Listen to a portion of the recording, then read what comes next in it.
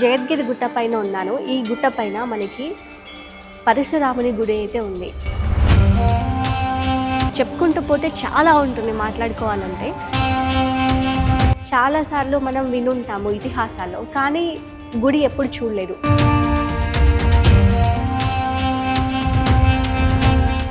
ప్రస్తుతం అయితే మనం పరశురాముడి గుడి దగ్గర ఉన్నాము. పరశురాముడికి ఒక గొప్ప చరిత్ర అయితే ఉందని చెప్పొచ్చు. చెప్పుకుంటూ పోతే చాలా ఉంటుంది మాట్లాడుకోవాలంటే. సో మహావిష్ణువు యొక్క అవతారమైన ఈ పరశురాముడి గుడి ఇదన్నమాట.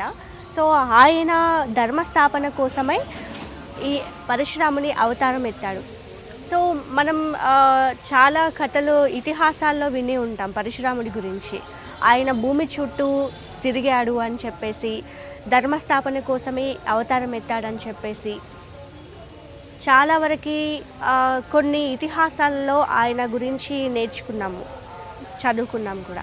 సో ఆయన గురించి తెలుసుకునే ముందు ఒకసారి టెంపుల్ని అయితే చూద్దాము, టెంపుల్ ఎలా ఉంది అనేది. సో మన భారతదేశంలో అయితే ముఖ్యంగా హైదరాబాద్లో ఒకటే ఉందని చెప్పొచ్చు ఈ టెంపుల్. అది కూడా జగద్గిరి గుట్ట పైన ఉంది. సో లొకేషన్ పెడతాను నేను.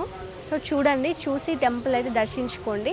ఖచ్చితంగా హిందువులు కావచ్చు, ఈ ఇతిహాసాలను నమ్మే వాళ్ళు కావచ్చు, ఖచ్చితంగా పరశురాముడి అవతారము, పరశురాముడి గురించి ఖచ్చితంగా తెలుసుకోవాల్సిందే. రండి. శ్రీ మహావిష్ణువు 10 అవతారములలో పరశురామ అవతారము 6వది. త్రేతాయుగంలో జరిగింది. అధికార బలం ఉండి అధర్మమును అనుసరిస్తున్న క్షత్రియ రాజులను శిక్షించిన అవతారమది. జగద్గిరి గుట్ట పైన ఉన్నాను. ఈ గుట్ట పైన మనకి పరశురాముని గుడి అయితే ఉంది. చాలాసార్లు మనం వినుంటాము ఇతిహాసాల్లో, కానీ గుడి ఎప్పుడు చూడలేదు. సో ఇదే అన్నమాట ఆ గుడి. ధర్మస్థాపన కోసం 21 సార్లు భూమిని కాలినడకన చుట్టారు, కేవలం ధర్మాన్ని స్థాపించడం కోసమే. సో ఈ టెంపుల్ని ఒకసారి చూడండి. పరశురాముడిని ఎప్పుడు చూసి ఉండరు, నార్మల్గా ఒక విష్ణు అవతారము అది. సో ఒకసారి చూసేయండి. यहाँ ना ये परशुराम भगवान जो है विष्णु जी के 6ठे अवतार माने जाते हैं, ठीक है। और ये 5 भाई थे।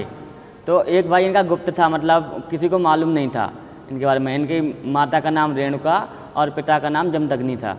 तो क्या नाम से ये शिवशंकर भगवान के अनंत भक्त थे, मतलब महान भक्त थे। तो ये चले गए थे मतलब पहाड़ी में शंकर भगवान की पूजा करने के लिए, उनका जप करने के लिए।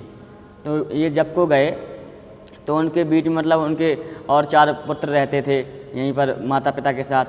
तो क्या नाम से एक राजा आया, मतलब उसके 100 हाथ ऐसा कुछ था, मतलब 100 हाथियों का बल था उसके पास।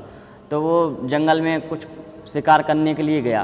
तो शिकार करने के लिए गया तो उसे दिखा मतलब कुछ आश्रम वगैरह। तो वो अंदर गया तो मतलब देखा उनके परशुराम भगवान के माता पिता ने उनको देखा तो नमस्कार किया। राजा हैं तो नमस्कार करना ही पड़ेगा।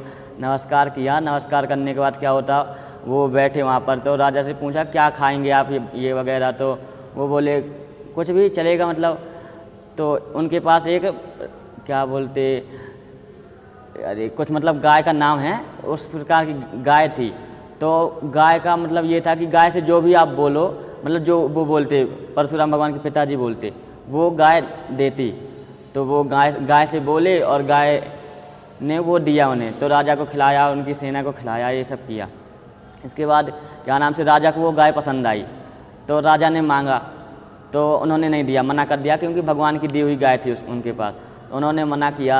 मना करने के बाद क्या होता, उन्होंने जैसे मना किया तो राजा को गुस्सा आया कि मुझे कैसे मना कर सकते हो, मेरे क्षेत्र में रहते हो तुम और ये वो। तो उन्होंने मना किया, लड़े। तो राजा मतलब ज़बरदस्ती उनसे गाय लेके गया। नहीं दे रहे थे तो उनको मार के गया, माता पिता को मार के गया। परशुराम भगवान को मालूम चला कि ऐसा ऐसा हुआ। तो वो मतलब वहाँ आए तो बताया उनको कि मतलब ऐसा ऐसा हुआ, फिर इसके बाद तुम्हारे माता पिता को मार के गाय लेके गए।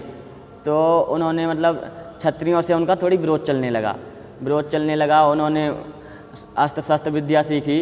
और परशुराम वो क्या नाम से शंकर भगवान के अनंत भक्त थे।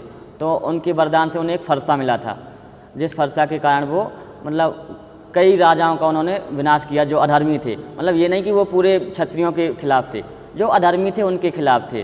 और क्या उनका एक और वो था, वो माता और पिता की क्या नाम से भक्ति से निकल चुके थे। मतलब बोलते हैं ना कि माता और पिता का ऋण कोई नहीं चुका सकता, वो चुका चुके थे। वो ऐसे चुकाए थे, क्या ऋषि जमदग्नि है जो उनके पिताजी, तो वो अपनी माता रेणुका से नाराज़, मतलब उनके अपनी पत्नी से नाराज़ हो गए थे। किस बात पर? वो कहीं गई थी, तो मतलब कहीं फंस गई थी, तो वो रात में नहीं आ पाई। तो उनके पिताजी मतलब देख सकते थे कि क्या कहाँ रही थी क्या वो, लेकिन उन्होंने नहीं देखा और सीधा नाराज़ हो गए कि तुम कहीं थी, रात में कहाँ थी, ये वो करके। तो उन्होंने अपने चारों बेटों से कहा कि ऐसा करना कि इसको माँ को मारना अपनी। तो चारों ने मना कर दिया, कौन मार सकता है मम्मी को, ऐसा बोल के चारों ने मना कर दिया। तो परशुराम भगवान तो जप में बैठे थे, वो आए जब उनके माता पिता के पास, तो पिताजी गुस्से में बोले कि पैर पड़ा परशुराम भगवान ने, तो पिताजी गुस्से में बोले कि अपनी माँ को मानना है तुम्हें, मेरा मतलब वो है आदेश है। तो ऐसा करके वो बोले। तो उनके कहने के बाद वो क्या बोलते, परशुराम भगवान थोड़ी देर सोचते और सोचने के बाद तुरंत अपना फरसा निकाल के अपनी माँ को मार देते। तो वो उनके पिताजी प्रसन्न हो जाते, खुश हो जाते। तो बोलते, मतलब चारों बेटों ने मना कर दिया, वो बहुत प्रसन्न हो जाते, बोलते जो भी मांगना है मांगो तुम। अपने बेटे से बोले मुझे कुछ नहीं चाहिए, मेरी माँ को ज़िंदा कर दीजिए। तो अब जब वरदान मांगने को बोले तो माँ को ज़िंदा भी करना पड़ेगा, जब बोले तो वो माँ को भी ज़िंदा कर दिया। तो मतलब पिता के ऋण से भी चुक गए, क्योंकि उन्होंने पिता की बात मानी, अपनी माँ को मार दिया, और माँ की ऋण से भी चुक गए, क्योंकि माँ को मारने के बाद ज़िंदा भी कर दिया। तो वो केवल मतलब माँ के और पिता के ऋण से दोनों के चुक चुके थे। वो बचा केवल वो भगवान पर शिव के भक्त थे और उन्हीं के चेले थे। और क्या नाम से, ये जो अभी कलयुग में लास्ट कल की अवतार होना, उनके गुरु भी यही होते, परशुराम भगवान ही उनके गुरु होते। लास्ट अभी कल की अवतार जो होता, उनके गुरु यही होते और वही मार्गदर्शन देते उनको, मतलब कल की अवतार को शिव शंकर का पूजा करवाते, तो उन्हें मिलता है सब। పరశురాముణ్ణి భార్గవరాముడు జమదగ్ని అని కూడా పిలుస్తారు. ఆయన ఆయుధం గొడ్డలి. పరశురాముడికి రామాయణంతో మహాభారతంతో సంబంధం ఉంది.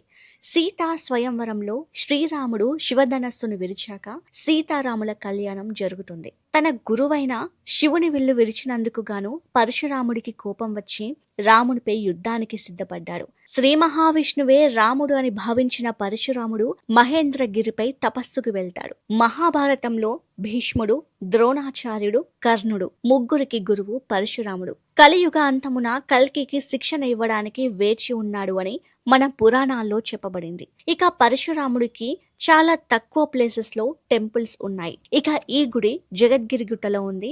మన హైదరాబాద్ లో ఉండడం మన అదృష్టం అనే చెప్పాలి. లొకేషన్ డిస్క్రిప్షన్ లో ఉంది. ఈ వీడియో మీకు నచ్చితే please subscribe, like, share, comment YouTube channel.